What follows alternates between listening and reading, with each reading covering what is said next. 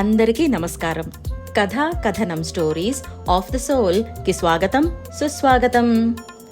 9 రోజులు 9 రాత్రులు అమ్మ తన 9 రూపాల్లో అవతరించి మహిషాసురుని సైన్యంపై యుద్ధం చేసింది. శైలపుత్రి శక్తి, బ్రహ్మచారిణి తపస్సు, చంద్రఘంట ఆత్మవిశ్వాసం, కూష్మాండాదేవి కాంతి, స్కందమాత తల్లి ప్రేమ, కాత్యాయని ఆగ్రహం, కాళరాత్రి సంహారం, మహాగౌరి పవిత్రత, సిద్ధిదాత్రి ఆశీర్వాదం. ఇప్పుడు 10వ రోజు, తుది సమరం సమీపించింది. ఇప్పటికే సైన్యం బలహీనం అయినా మహిషాసురుడికి రవ్వంతా కూడా గర్వం తగ్గలేదు. అతను బ్రహ్మ నుండి వరం పొందాడు. ఏంటి అంటే, దేవుడు కానీ మనిషి కానీ జంతువు కానీ ఎవ్వరూ అతన్ని చంపలేరు అని. ఈ గర్వంతో రణరంగంలోకి ప్రవేశించాడు. ఒక ఎద్దు రూపంలో అతను కళ్ళు ఎర్రగా మండే అగ్నిలా ఉన్నాయి. అతని గర్జనలతో రణభూమి కంపిస్తోంది. అమ్మ తన శక్తివంతమైన సింహంపై ఎక్కి చేతుల్లో దివ్యాయుధాలు పట్టుకుంది. త్రిశూలం, ఖడ్గం, చక్రం, ధనస్సు, గద ఇంకా మరెన్నో. దేవతలు భక్తితో ఆమెకు నమస్కరించారు. ఇక మహిషాసురుడు తుఫానులా దూసుకొచ్చాడు. అమ్మ తన ఖడ్గంతో అతన్ని కొట్టింది. అతడు పడిపోయినా మరింత వేగంతో సింహరూపంలో లేచాడు. అమ్మ బాణాలతో దూసింది. అతడు ఏనుగులా మారి అమ్మను నలిపేయాలనుకున్నాడు. కానీ అమ్మ అతని తొండాన్ని నరికేసింది.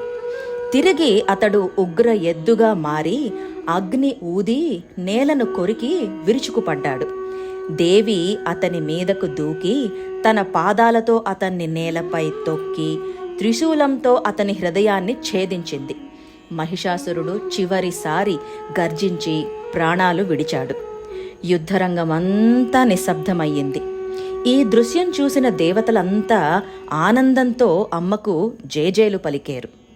అమ్మ నిరంతరంగా 9 రోజులు మహిషాసురుడితో యుద్ధం చేసి 10వ రోజున అతన్ని సంహరించినందుకు మనం విజయదశమి జరుపుకుంటాం. విజయం అంటే గెలుపు, దశమి అంటే మన తెలుగు తిథుల ప్రకారం 10వ రోజు. అయితే పిల్లలకి లేదా మనలో కూడా కొంతమందికి అనిపించొచ్చు, అమ్మ ఎప్పుడో మహిషాసురుణ్ణి సంహరించింది కదా, ఇప్పుడు ఏంటి పూజలు కథలు అని. అయితే మహిషాసురుడు, రక్తబీజుడు, ధూమ్రలోచనుడు ఇంకా ఎందరో ఇలాంటి రాక్షస తత్వం మనలో కూడా ఈర్ష్య, ద్వేషం, అసూయ, కోపం, బద్ధకం, ఓర్వలేనితనం రూపాల్లో ఉంటాయి. ఆ అమ్మవారికి నమస్కరించడం వల్ల ఇవన్నీ నాశనమయ్యి మనకి ఆధ్యాత్మిక పురోగతి కలుగుతుంది. ఐగిరి నందిని నందిత మేదిని విశ్వ వినోదిని నందనుతే గిరివర వింధ్య శిరోధిని వాసిని విష్ణు విలాసిని జిష్ణునుతే భగవతి హేషితి కంఠ కుటుంబిని భూరి కుటుంబిని భూరి కృతే జయ జయ హే మహిషాసురమర్దిని రమ్యకపర్దిని శైలసుతే. ఈ 9 రోజుల్లో అమ్మ కథలు చెప్పుకుంటూ 10వ రోజున అమ్మ విజయగాథ కూడా చెప్పుకున్నాం. ఇదంతా ఆ పరమేశ్వరి కృప. ఆ అమ్మ కృప మీ అందరి మీద కూడా ఎల్లప్పుడూ ఉండాలని కోరుకుంటూ శ్రీమాత్రే నమః. వెళ్లే ముందు ఈ కథ నచ్చితే please like, share and subscribe. Signing off, Katha Kathanam Stories of the Soul.